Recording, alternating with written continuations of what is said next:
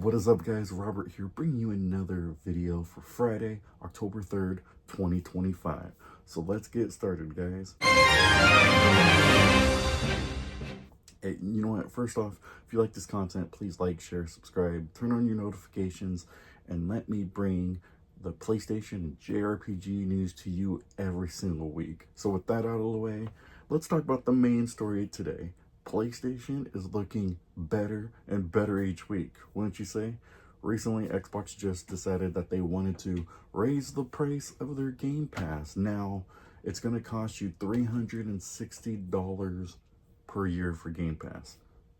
PlayStation right now, I only paid $160, so it looks like that is going to be a much better deal for you guys. So anybody who likes to do the subscription models, just to let you know, PlayStation is about half the price now. So recently Xbox has been deciding that they wanted to go and bring more value to their Game Pass, allowing more day one games that are going to drop, different things like that. But now it seems like that they're charging a lot more, so you can actually play through your PlayStation for a much cheaper price, guys. So I thought that was interesting, though, because yeah, I thought it was more interesting, you know, raising the price. When do you think, though, that Sony's going to follow suit? Because, you know, somebody's got to start the trend of being able to raise the prices, and it seems like that Xbox is the first one to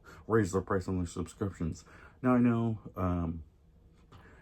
the PlayStation Plus, the price was going up before, and you know, this 160 is kind of a high price, but eventually at some point, like, when do you stop? You can't just keep raising the prices on everything, you know? So good news for PlayStation fans, that if you're looking to be able to play some games, get a better deal for your subscription, PlayStation is the place to be. And speaking of games, October's monthly games coming out next week. Have you guys seen that? So Alan Wake 2, Goat Farm Simulator, or Goat Simulator 3, and Cocoon. Those were released during the PlayStation State of Play. Now they're going to be live started next week. So any of those games that you like, get your hands on it and let me know. What do you guys think of those games? Have you played any of them? Are you somebody like me who, like you see Alan Wake 2 is coming out, I want to be able to play the first one, so I'll go back and play the first one before I play the second one. So if you're like me, let me know in the comments if you do something like that, and go and want to play the first game before you play the other games in the series. They may not even matter, because, you know, all the games could be different, but that's how it is sometimes, you know. And speaking of updates, Sony just rolled out a new security update, system update to 5.06-12.02.00 for October.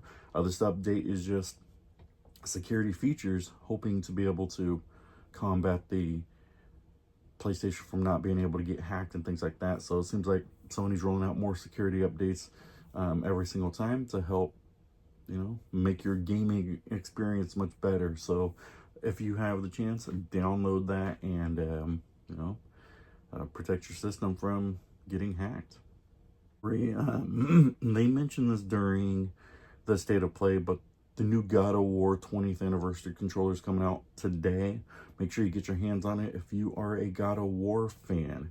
The 20th anniversary controller, I know it's at least 7 a.m. on the West Coast. Go to PlayStationDirect.com and you should be able to get your hands on the pre-order.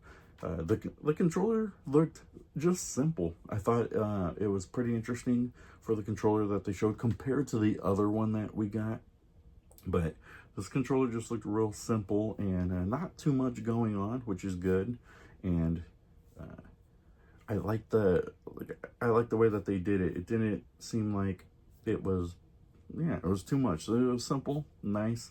If I could get my hands on it, I will. If not, it's not a big deal to me. I got a lot more controllers in my collection that need to be, you know, spotlighted a little bit. But hey, if you're a God of War fan, give you guys a heads up now. Grab your hands on that controller and yeah, own a new DualSense for God of War. Let me know in the comments, are you a God of War fan? Speaking on the trend of DualSenses, did you hear that later this year, rumor has it that Sony is going to be dropping a new DualSense with a removable battery. Apparently, the leak has got revealed that's coming out with the new PlayStation Pro. They're supposed to also be dropping out this year. So, what are your guys' thoughts on that? Do you think that the removable battery is going to be something that they're going to sell like the battery separately? So every time when you charge it, you know, it's a rechargeable battery, so you're gonna have to go through it and get a new battery to charge when that one runs out. Do you think they're gonna sell that separately, or do you think it's to the point where the controller's pretty much done, and then you're gonna have to go and just get a new controller every single time because the removable battery isn't good? I like those removable batteries. I think it's pretty cool. It helps at least a little bit the life of your controller because you can keep it, you know, going when your DualSense right now dies out. Like, you have to go through and fix it if it isn't charging well and things like that. Like, you can remove it and get it charged up and, you know, things like that. So, pros and cons. Some people may not like that, but I think it's pretty cool that they're upgrading their accessories a little bit more to be able to get what fans want. And hey, it's coming out this year. Hopefully, the rumor has it. So if you like removable batteries for your controller, definitely get your hands on that, guys. I thought it would be interesting to go over this story. Apparently, Sony is a terrible company. I read this article by Michael Pachter, I believe his name is, and he's saying that Sony's a terrible company because they are blowing it in the game business. He is saying that games are moving to connected TV. So think about all the participants that are going to deliver the way we get movies via Netflix. Forget the subscription model. Just think about the iOS becoming on your TV. So free-to-play games on your TV, who's going to deliver that? Cloud providers, AI.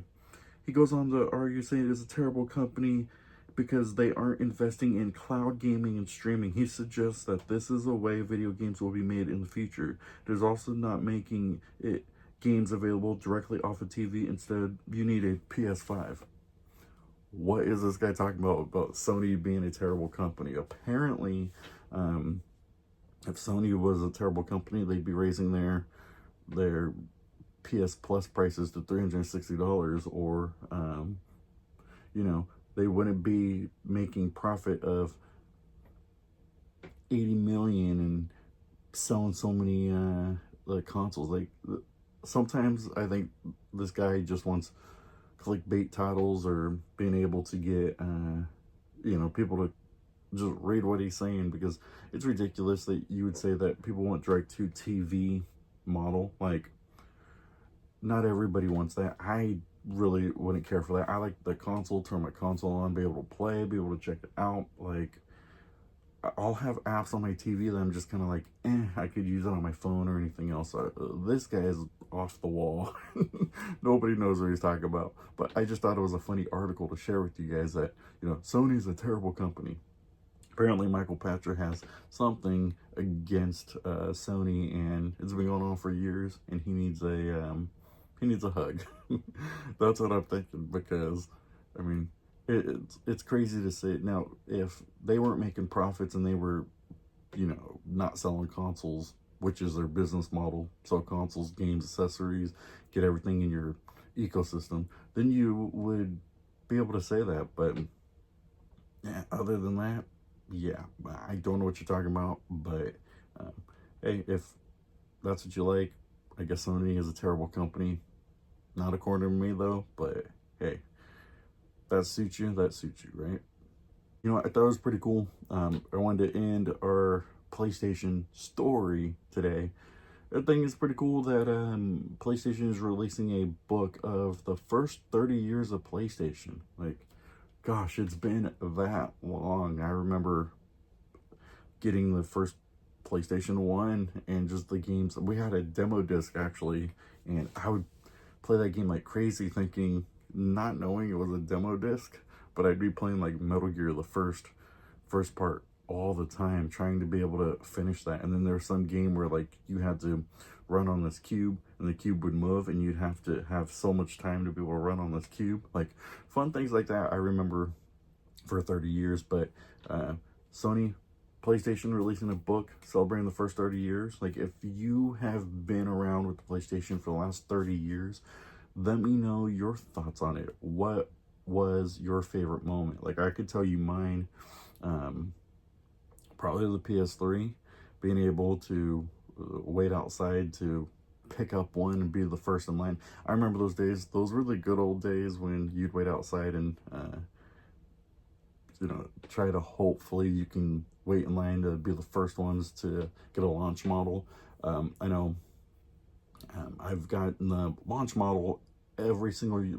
I don't remember PS1. I think we got it for Christmas one year, but PS2 on, we've got the launch model every single year. So there's someplace around here. I know we got them stored someplace, but yeah, PS2 launch model, PS3 launch model, 4 launch model. The funny thing with the PS4 launch model was actually watching an E3, and they were like, it's going to be live now. And we went down to GameStop and pre-ordered it that night. So I thought that was pretty cool. I thought that was funny. But yeah, celebrating 30 years, it's crazy to see the journey that PlayStation been through this long, and considering the fact that now, yeah, 30 years. I can remember 30 years of PlayStation.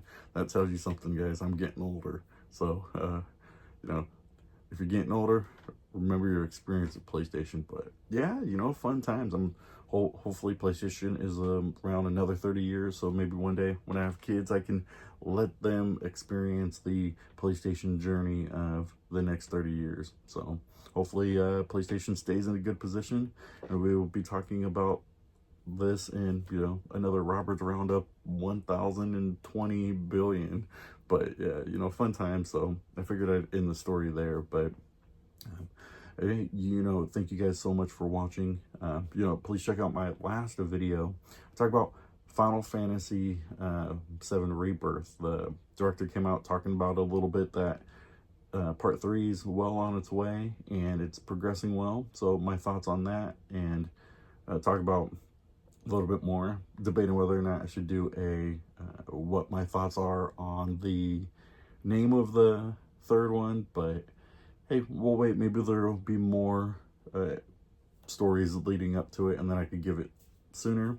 Also, I have a weekly podcast with Dark Knight 316 where we talk about gaming culture, news, just trends, true gamers talking about just gaming, rambling from two gamers who's been playing games for over 30 years who can actually remember the 30 years of PlayStation. So definitely check that out.